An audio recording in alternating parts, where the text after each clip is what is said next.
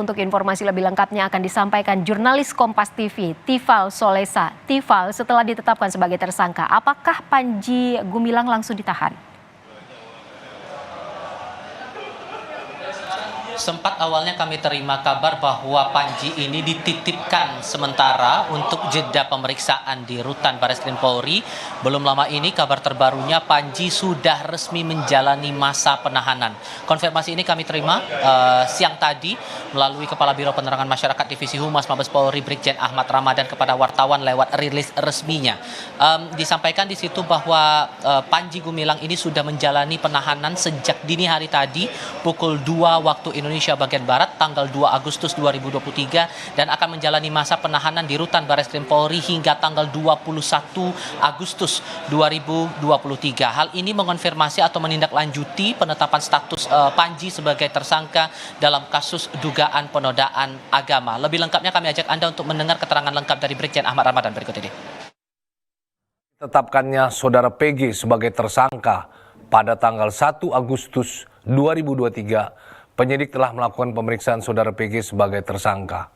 Setelah dilakukan pemeriksaan, penyidik melakukan upaya hukum berupa penahanan sejak jam 2.00 waktu Indonesia Barat tanggal 2 Agustus 2023 dan dilakukan penahanan di Rutan Bareskrim selama 20 hari sampai tanggal 21 Agustus 2023. Atas penahanan Panji ini kira-kira 20 menit yang lalu saya bersama dengan pewarta lain di Bareskrim Mabes Polri mengonfirmasi kepada penasihat hukum Panji Gumilang, Hendra Effendi, bersama dengan tim penasihat hukum lainnya. Hendra kepada kami menyampaikan atau menilai penetapan tersangka dari sejak diperiksa kemarin di tanggal 1 Agustus dengan status sebagai saksi, kemudian berubah status menjadi tersangka, lalu kemudian resmi ditahan pada dini hari tadi. Ini semua berlangsung cukup cepat dan dianggap menurut tim penasihat hukum Panji ada upaya kriminalisasi dan ada upaya politisasi terhadap Panji Gumilang.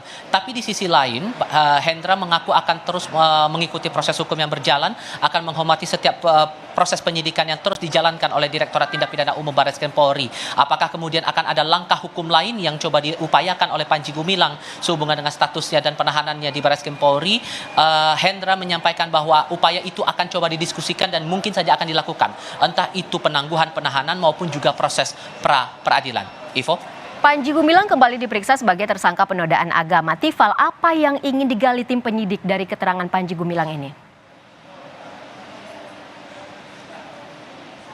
Yang jelas ini masih berhubungan langsung dengan dugaan pelanggaran atau dugaan penistaan atau penodaan agama yang dialamatkan kepada Panji Gumilang. Kalau kita ingat lagi, Direktorat Tindak Pidana Umum Bareskrim Polri menetapkan 3 pasal yang berhubungan langsung dengan dugaan pelanggaran yang dihadapkan atau yang dialamatkan kepada Panji Gumilang. Yang pertama adalah sesuai dengan pasal 14 Undang-Undang Nomor 1 tahun 1946.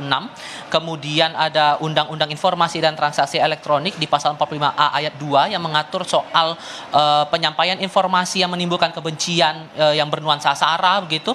Kemudian ada pasal 156A Kitab Undang-Undang Hukum Pidana yang berhubungan langsung dengan upaya penodaan atau penistaan agama. Jerat pidana maksimal untuk Panji dengan 3 pasal yang dialamatkan kepada dirinya itu adalah maksimal 10 tahun kurungan penjara. Nah, kurang lebih akan menjurus pada pasal-pasal tersebut dan dugaan-dugaan pelanggaran yang dialamatkan kepada Panji Gumilang. Perlu diingat sebelum proses ataupun juga sebelum penetapan Panji sebagai tersangka, polisi sudah memeriksa total 40 saksi dan 40 saksi dan 17 ahli dari berbagai bidang, mulai dari bidang hukum pidana, kemudian bidang sosiologi dan juga bidang agama. Ditambah lagi penetapan tersangka terhadap Panji ini sudah mengantongi 3 barang bukti ditambah dengan 1 surat. Ivo? Terima kasih. Jurnalis Kompas TV, Tifal Solesa melaporkan langsung dari Bareskrim Mabes Polri.